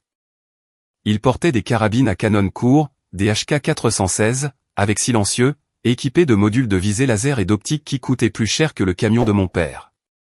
Ils les tenaient en position de préparation basse, les doigts alignés le long de la culasse, pas sur la détente. De la discipline, une discipline mortelle. Il n'y avait pas d'écusson sur leurs épaules, pas de nom, pas de drapeau. Ces hommes n'existaient sur aucun registre. C'étaient des opérateurs de tiers 1. De la Delta Force, ou peut-être une unité d'extraction spécialisée du JSOC, le commandement des opérations spéciales interarmées. Le genre d'homme qui ne se montre que lorsque le président transpire. L'hélicoptère est immédiatement remonté, virant brusquement pour maintenir un vol stationnaire de sécurité au-dessus du quartier, son bruit formant toujours une couverture assourdissante sur la scène. Frank Moody s'est relevé précipitamment. Mon père, secoué mais porté par des décennies d'instinct du corps des marines et par un ego meurtri, a décidé que c'était le moment d'affirmer sa domination. Il a ajusté son polo, qui battait au vent, et a marché vers les 3 silhouettes vêtues de noir. Pour lui, c'était sa propriété, sa pelouse, son royaume. Et, a crié Frank, sa voix forçant par-dessus le rugissement des rotors. Il agitait les bras, essayant de les arrêter, comme s'il engueulait un livreur qui s'était garé sur la pelouse. C'est quoi ce bordel? Qu'est-ce que ça veut dire? Le chef des opérateurs, un homme dont la seule carrure faisait ressembler son gilet tactique à un bavoir pour enfants, n'a même pas tourné la tête. Il scannait le jardin, la tête montée sur pivot, vérifiant les secteurs. Frank s'est placé directement sur la trajectoire de l'opérateur. Je te parle, mon fils. Je suis le colonel Frank Moody, corps des marines des États-Unis, à la retraite. Vous effectuez un atterrissage non autorisé dans une zone résidentielle. Identifiez immédiatement votre officier commandant. Frank pensait que c'était une erreur. Il pensait qu'ils étaient perdus. Il croyait que son grade, un grade avec lequel il avait pris sa retraite il y a 10 ans, avait encore du poids dans ce monde. Il a bombé le torse, s'attendant à ce que le jeune soldat se mette au garde-à-vous et s'excuse. C'était un spectacle pathétique. Un homme vivant dans le passé, essayant d'arrêter une force du futur. Le chef des opérateurs ne s'est pas arrêté. Il n'a pas salué. Il ne s'est pas excusé. Il a simplement continué à marcher. Lorsque Frank n'a pas bougé, l'opérateur n'a pas ralenti l'allure. Il a tendu un bras, raide et inflexible comme une barre de fer, et a balayé mon père sur le côté. Ce n'était pas une bousculade violente. C'était la façon dont on déplace un rideau. Frank a trébuché sur le côté, ses bottes glissant sur une flaque de salade de pommes de terre renversée. Il a mouliné des bras, gardant de justesse l'équilibre, la bouche grande ouverte, en état de choc absolu. Il venait d'être physiquement ignoré par un subordonné. Dans son monde, c'était impossible. J'ai dit, identifiez-vous, a bredouillé Frank, se tournant pour attraper l'épaule de l'homme. Le deuxième opérateur, qui suivait derrière, a légèrement tourné la tête. La visière noire a fixé Frank. Il a levé une main gantée, paume vers l'extérieur, un signal universel d'arrêt, et la menace qui irradiait de ce simple geste, a figé mon père sur place. L'équipe a continué son avance. Il se dirigeait vers le patio, vers le canapé en osier. Brett, jetant un coup d'œil derrière les coussins, les a vus arriver. Ses yeux se sont écarquillés. Ne tirez pas, a-t-il poussé un cri perçant, la voix brisée. Je suis un réserviste. Je suis de votre côté. Je suis un allié. Il a levé les mains en l'air, tremblant si fort que son badge de tireur d'élite vibrait sur sa poitrine. Le chef des opérateurs a regardé Brett.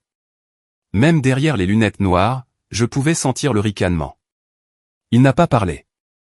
Il a simplement tendu la jambe, et de sa botte, a repoussé la jambe de Brett hors du chemin, dégageant l'obstacle.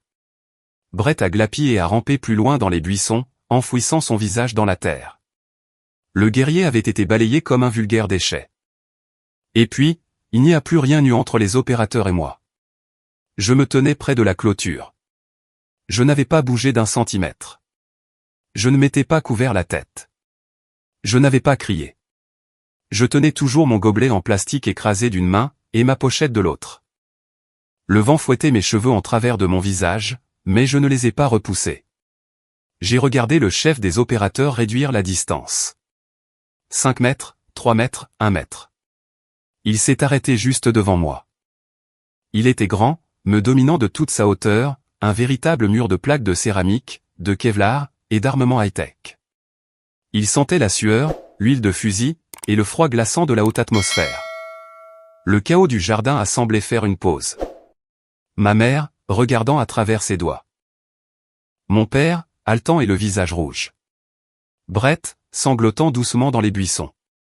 Les voisins, figés par la terreur. Tous regardaient. Ils s'attendaient à ce qu'il m'arrête.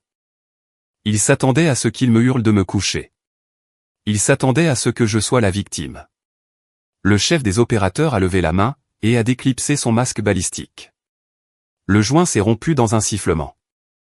Il l'a abaissé, révélant un visage durci par un millier de raids nocturnes, barré d'une cicatrice à travers sa barbe de 3 jours. C'était le Major Vance. Il n'a pas regardé les invités. Il n'a pas regardé le désordre. Il n'a regardé que moi. Ses yeux étaient sérieux, concentrés, et remplis d'une urgence qui m'a glacé le sang. Le vent hurlait autour de nous, mais dans ce petit cercle d'espace entre le commandant et le subordonné, le silence était parfait. Frank s'est de nouveau avancé, sa voix chevrotante maintenant, incertaine. « Esha, tu connais ces hommes ?» Je ne lui ai pas répondu. Je ne l'ai même pas regardé. Mes yeux étaient verrouillés sur Vance. Vance a pris une inspiration, a carré les épaules, et a fait la seule chose que personne, dans ce jardin, ne m'avait jamais faite.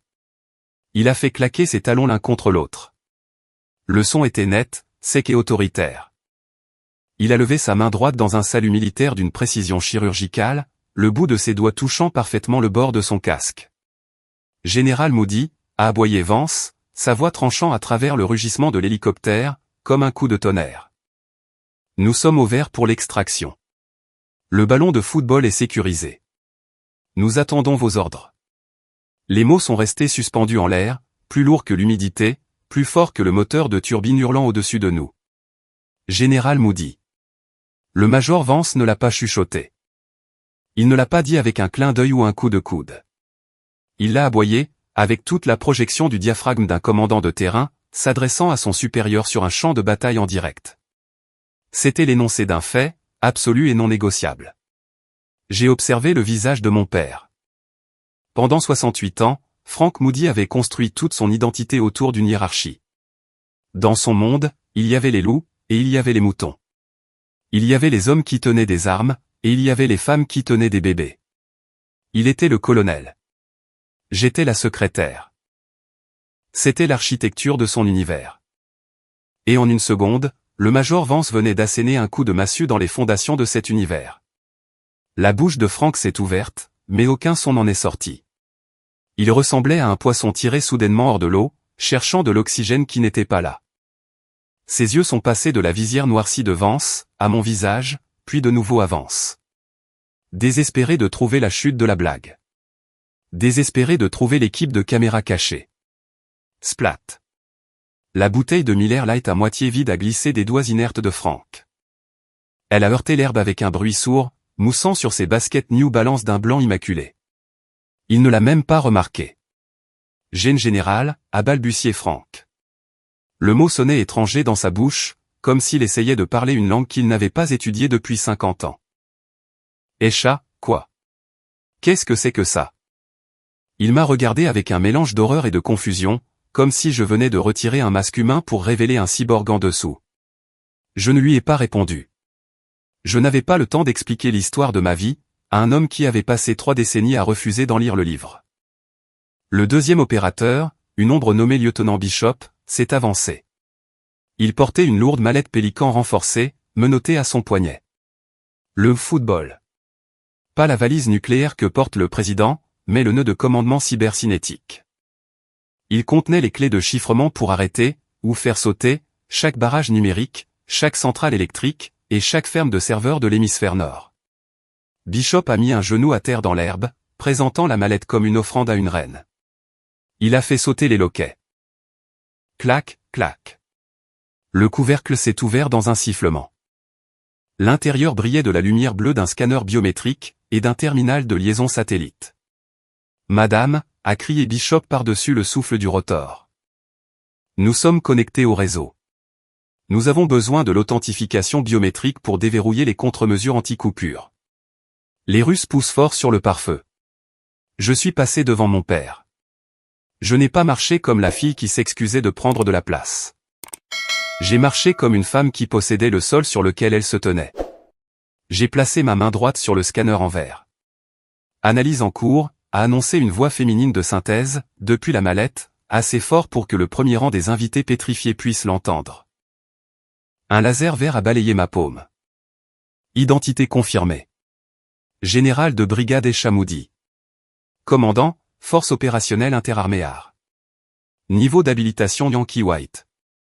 La voix mécanique a résonné à travers le jardin. Général de brigade. Une étoile. Un halètement collectif a parcouru la foule. J'ai entendu tante Sarah pousser un cri aigu. Une générale? Une vraie générale. J'ai regardé l'écran. La carte des menaces saignait rouge. J'ai tapé la séquence de commandes que j'avais mémorisée des années auparavant. Code d'autorisation Alpha Sierra Niné. J'ai parlé dans le terminal, ma voix régulière, plate, létale. Exécutez le protocole ironclade. Grillez-les. Bien reçu, général, a dit Bishop, en tapant furieusement. Charge utile envoyée. Cible neutralisée. Le réseau se stabilise. J'ai expiré. L'adrénaline, qui avait grimpé en flèche dans mon sang, a commencé à se calmer pour former une pierre froide et dure dans mon estomac. Je venais de sauver la côte et d'un effondrement catastrophique de ses infrastructures, tout en me tenant dans le jardin de mes parents, vêtu d'une robe à fleurs. Je me suis redressé. Sécurisez le paquet, lieutenant. Nous partons. Oui, madame. Je me suis tourné vers l'hélicoptère, mais il y avait un obstacle sur mon chemin Franck. Il se tenait directement entre moi et le point d'extraction. Il tremblait. Son visage était passé du rouge à un gris pâle, maladif. Il a regardé l'étoile sur l'écran de la mallette Pélican, puis m'a regardé. Il a regardé Brett, qui était toujours recroquevillé dans les buissons, pleurant dans ses mains. Et puis il m'a regardé de nouveau. Il l'a vu. Enfin, après 38 ans, il l'a vu. Il a vu la posture. Il a vu la froideur dans mes yeux. Il a vu le prédateur, qu'il avait toujours voulu qu'un fils soit, le fixer en retour depuis la fille qu'il avait rejetée. Esha, a-t-il chuchoté, la voix brisée. Tu es. Tu me surpasses en grade. Ce n'était pas une question. C'était une réalisation mathématique. Il était un colonel à la retraite, au 6. J'étais une générale de brigade en service actif, au 7. Dans l'armée, ces mathématiques sont absolues. Vous obstruez la zone d'extraction, ai-je dit. Ma voix n'était pas en colère. Elle n'était pas triste.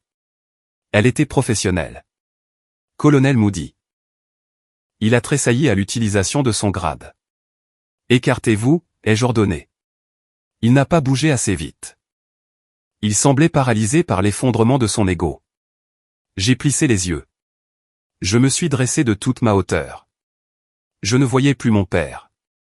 Je voyais un subordonné, qui omettait de rendre les respects militaires. Colonel Frank Moody, ai-je aboyé, le commandement s'arrachant de ma gorge avec la force d'un sergent instructeur. Garde à vous. La réaction a été instinctive. Elle était enfouie profondément dans son tronc cérébral, forgé par Paris-Islande et des décennies de service. Vous entendez ce ton, vous réagissez. Vous ne pensez pas, vous obéissez. La colonne vertébrale de Frank s'est redressée d'un coup sec. Ses talons ont claqué l'un contre l'autre. Son ventre s'est rentré. Son menton s'est baissé. Il se tenait rigide, une statue de discipline, même si ses yeux nageaient de larmes de choc. Présentez, arme, ai-je ordonné. Lentement, douloureusement, Frank a levé la main droite. Ce n'était pas le salut vif et arrogant qu'il avait l'habitude de faire à ses copains des anciens combattants. Sa main tremblait. Ses doigts tremblotaient, lorsqu'ils ont touché le bord de sa casquette de baseball Marine Corps Retired. Il m'a regardé, m'a vraiment regardé, et je l'ai vu s'effondrer. Le sexisme, le rejet, les commentaires sur le corps chaud, les insultes sur la pousseuse de papier. Tout cela a été réduit en cendres, face à l'étoile d'argent qui n'était pas sur mon épaule, mais qui était indéniable dans ma présence. Il me saluait, non pas en tant que sa fille, mais en tant que son supérieur. Je suis resté là, le vent fouettant ma robe autour de mes jambes. Je l'ai laissé tenir la position. 1 seconde pour la lettre de West Point, qu'il avait ignorée. 2 secondes pour les codes cassés, dont il s'était moqué. 3 secondes pour le commentaire inutile, qu'il avait fait 10 minutes plus tôt. Ce furent les 3 plus longues secondes de sa vie. C'était l'enterrement de sa fierté, et le couronnement de ma réalité. J'ai lentement levé la main. Mon salut était parfait, net, tranchant comme un rasoir. Le salut d'une femme qui avait gagné chaque millimètre de ce respect, dans le noir, seul, pendant que lui dormait en toute sécurité sous la couverture de liberté que j'avais tissée pour lui. Repos, colonel, ai-je dit doucement, en rompant le salut. Frank a laissé tomber sa main. Il avait l'air d'avoir vieilli de 10 ans, en 10 secondes. Il s'est écarté, trébuchant légèrement, dégageant le passage vers l'hélicoptère. Embarqué dans l'oiseau, a crié Vance, m'attrapant le bras pour me guider. J'ai dépassé Frank. Je n'ai pas regardé en arrière. Je n'ai pas dit je t'aime, ou au revoir. J'ai marché vers la machine rugissante, laissant le colonel debout dans les ruines de sa salade de pommes de terre, fixant le dos de la fille qu'il n'avait jamais su qu'il avait. Le patin du MH6 Little Bird s'est soulevé de l'herbe et, l'espace d'une fraction de seconde, mon estomac s'est noué. Une sensation d'apesanteur qui n'avait rien à voir avec la gravité, et tout à voir avec la libération.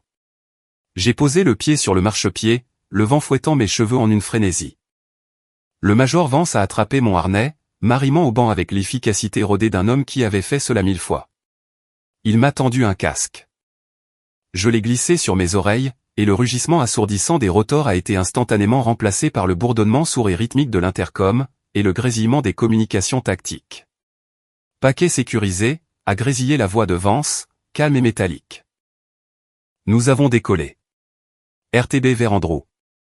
Je n'ai pas regardé l'horizon. J'ai regardé en bas. Alors que l'hélicoptère virait brusquement sur la gauche, grimpant à pic dans le ciel de Virginie, j'ai vu le jardin de mes parents rétrécir. La table renversée, les gobelets rouges éparpillés, la clôture piétinée. Tout devenait plus petit. Et les gens. J'ai vu Frank, d'une hauteur de 150 mètres. Il n'était plus le colosse imposant, qui avait dominé mon enfance. Il n'était plus le colonel dont la voix faisait trembler les murs. Il n'était qu'un point. Une minuscule silhouette insignifiante, debout dans une parcelle d'herbe ruinée, levant les yeux vers un ciel qu'il ne pouvait pas atteindre. À côté de lui, Brett n'était rien de plus qu'un point, et ma mère, une ombre. Pendant 38 ans, j'avais vécu dans ce jardin. Je m'étais convaincu que leur approbation était le monde entier. J'avais nagé dans leur petite mare stagnante, pensant que c'était l'océan. Mais alors que l'hélicoptère déchirait les nuages, laissant la banlieue loin derrière, j'ai réalisé la vérité. La mare n'avait jamais été le monde. Ce n'était qu'une flaque. Et j'étais devenu trop grande pour elle, depuis longtemps. J'ai tourné mon visage vers l'avant, vers le Washington Monument, qui perçait la distance comme une aiguille. Je n'ai pas pleuré. Je n'ai plus regardé en arrière. L'adrénaline de cet après-midi s'est lentement estompée, remplacée par le rythme calme et régulier du devoir. Et au bout de 3 jours, le monde était passé à autre chose. La crise était terminée. Le public n'a jamais su à quel point ils étaient passés près d'une panne d'électricité totale. Les chaînes d'information, CNN, Fox et MSNBC, rapportaient tout cela comme une anomalie massive due à une éruption solaire, ayant causé des perturbations temporaires. Nous avions nettoyé les journaux de connexion.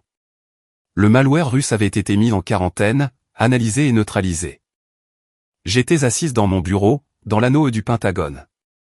C'était un bureau d'angle avec vue sur le fleuve Potomac, bien que les stores soient à moitié baissés pour couper l'éblouissement.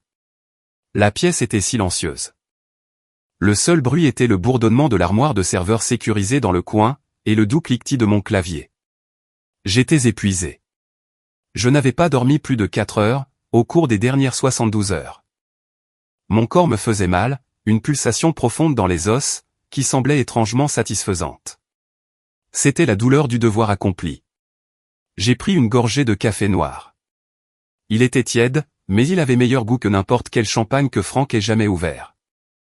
Sur ma configuration à double écran, L'écran de gauche affichait l'état d'intégrité du réseau électrique de l'Est. 100% opérationnel. Personne ne savait que je les avais sauvés. Les mères de famille conduisant leur monospace, les courtiers de Wall Street, les enfants jouant aux jeux vidéo. Aucun d'entre eux ne savait que la générale et Chamoudi s'étaient dressés entre eux et l'âge des ténèbres.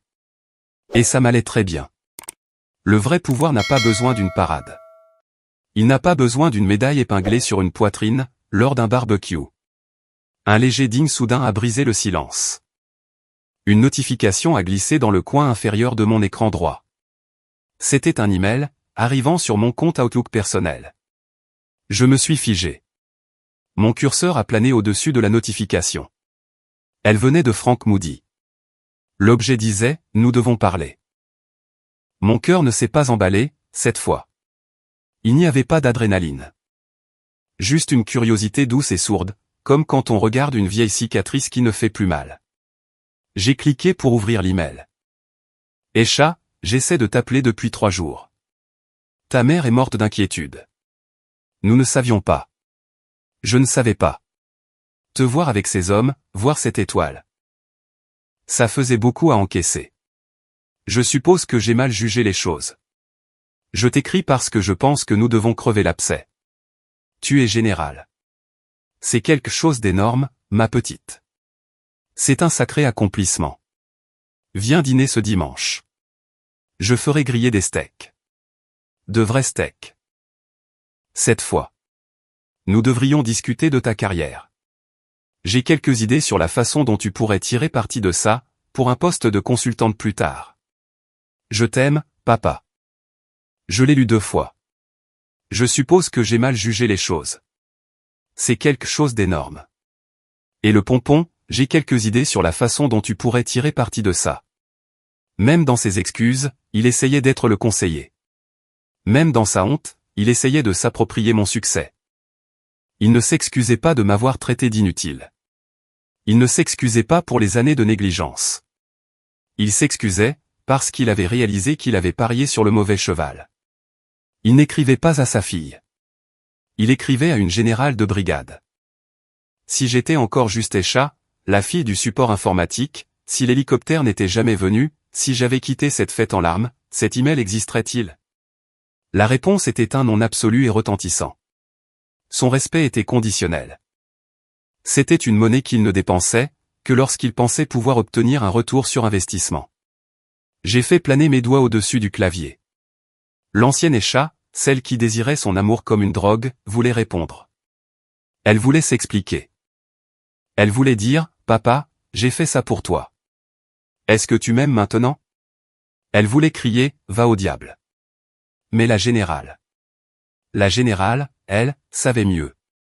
Il y a une citation de Jésus dans la Bible, « Père, pardonne-leur, car ils ne savent pas ce qu'ils font. » Pendant des années, j'ai pensé que le pardon signifiait laisser les gens revenir. Je pensais que cela signifiait faire table rase, et leur donner une autre chance de vous blesser. Mais alors que j'étais assise là, regardant le fleuve Potomac scintiller sous le soleil, j'ai réalisé que j'avais tort. Le pardon n'est pas pour eux. Il est pour moi. Pardonner à Frank signifiait l'accepter pour ce qu'il était. Un homme petit, limité, qui aimait sa version de la réalité plus qu'il n'aimait son propre enfant. Cela signifiait abandonner l'espoir qu'il changerait un jour. Cela signifiait couper l'ancre, pour que je puisse enfin naviguer. Il ne savait pas ce qu'il faisait. Il ne savait pas qu'il avait brisé le cœur de sa fille 1000 fois, et il ne le saurait jamais. Je n'ai pas tapé de réponse. Je n'ai pas tapé « je te pardonne ». Je n'ai pas tapé « va au diable ». N'importe quelle réponse serait du carburant. N'importe quelle réponse lui dirait qu'il avait toujours accès à moi, que ces mots avaient toujours le pouvoir de me faire sursauter. J'ai déplacé ma souris vers le ruban supérieur de la fenêtre Outlook. J'ai survolé la petite icône en forme de boîte en carton. Archivé. J'ai cliqué dessus. L'email a disparu de ma boîte de réception. Aucune réponse envoyée. Aucun accusé de lecture retourné. Juste le silence. Le silence d'un tombeau. Le silence de l'espace intersidéral. Le silence d'une femme qui n'avait plus besoin de crier pour être entendue.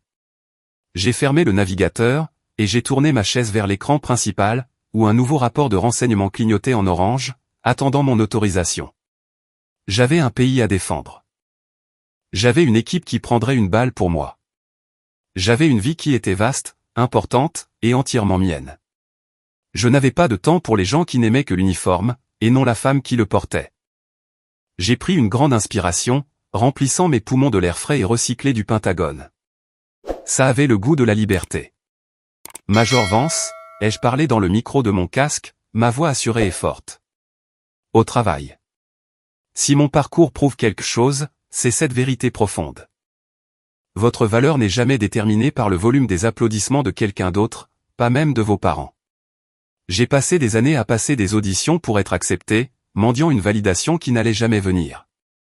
Mais j'ai appris que le vrai pouvoir ne consiste pas à se vanter lors d'un barbecue dans le jardin. C'est la confiance tranquille de savoir exactement qui vous êtes, quand les lumières s'éteignent. Vous n'avez pas besoin de crier pour être entendu. Vous avez juste besoin d'être excellent. Lorsque vous bâtissez votre vie sur les fondations en béton de votre propre respect de vous-même, absolument personne ne peut la démolir. Maintenant, je veux vous passer la parole. Avez-vous déjà eu l'impression d'être invisible en faisant le gros du travail, pendant que d'autres s'en attribuaient le mérite? Si vous comprenez le poids de ce silence, je veux que vous laissiez un commentaire ci-dessous avec ces simples mots, je me définis moi-même. Remplissons la section des commentaires avec cette déclaration d'indépendance. Et si vous croyez que chaque guerrier silencieux mérite son heure de gloire, s'il vous plaît, cliquez sur ce bouton j'aime et abonnez-vous à la chaîne dès maintenant. Bâtissons une communauté qui connaît sa propre valeur. À la prochaine fois, restez forts.